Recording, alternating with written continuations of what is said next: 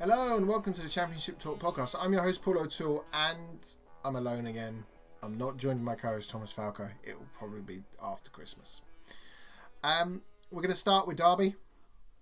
We always talk about Derby's financial woes. Their administrators are hopeful that they'll sell the club in January. Derby have been in administration for 10 weeks. They sit with a 21-point deduction.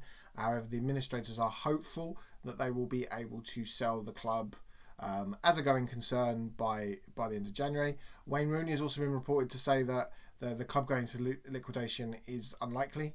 And it's been reported that Derby owe £29.3 million.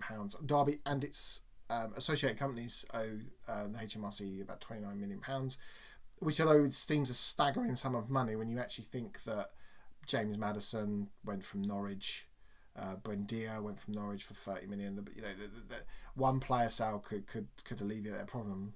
Probably unlikely from the current crop of Derby players, but the potential is always there. Hopefully Derby can sort of kitchen sink this season, which is what most incoming managers, new owners of companies, they tend to do. They get all the bad stuff all out in 1 year, whether it be a financial year or whether it be, in this case, a footballing year. Get hit with every penalty you can be hit with. Get it done. Get it over with. You're being relegated anyway.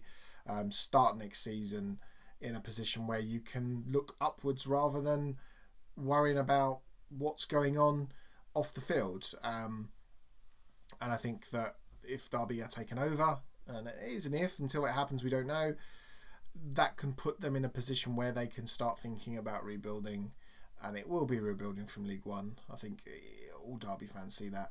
I think the interesting thing will be whether Wayne Rooney's there, because despite all the problems, I think he's done a good job. 22 points they'd have without the points deduction, and when you actually look at the table, that wouldn't put him that far off a playoff place.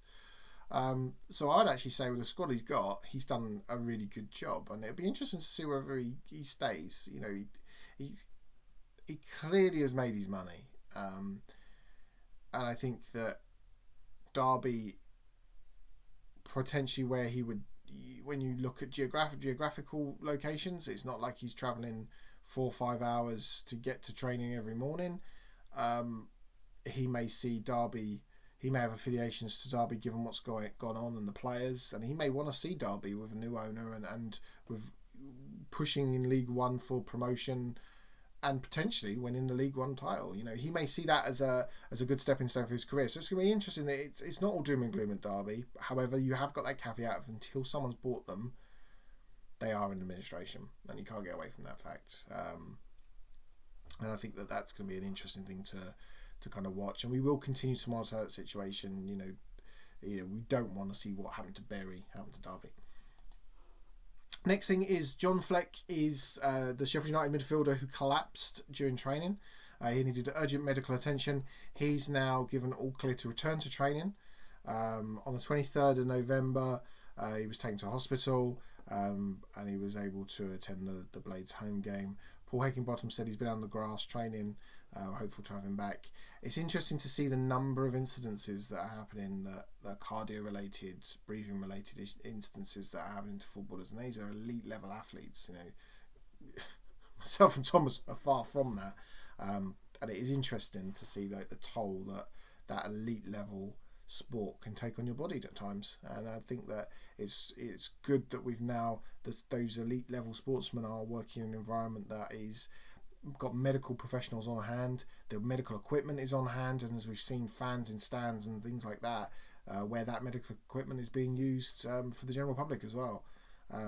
So definitely good news to see that John Fleck is back in training. So that concludes the Championship news roundup. As a bit short today, there wasn't much news. I think the Christmas festive period is going to obviously stir up a whole host of news, I would imagine, managerial departures, etc. It always happens over Christmas.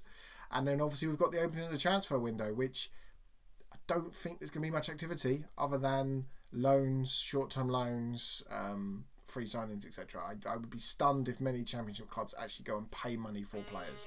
But we shall see. So, catch you all next week, and that's goodbye from me, and that would be goodbye from him, and we'll speak to you all later.